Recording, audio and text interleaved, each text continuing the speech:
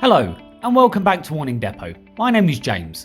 On today's video we're going to be showing you how to pair your remote device with your awning. Let's get started on the video. Today we'll be working on the icons on the right hand side of the device.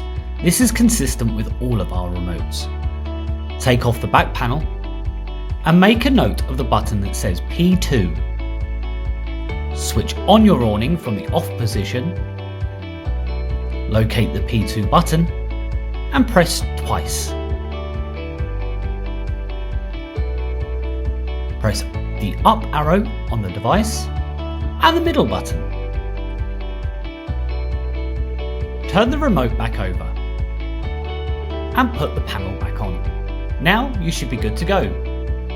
It's well worth testing your awning before usage.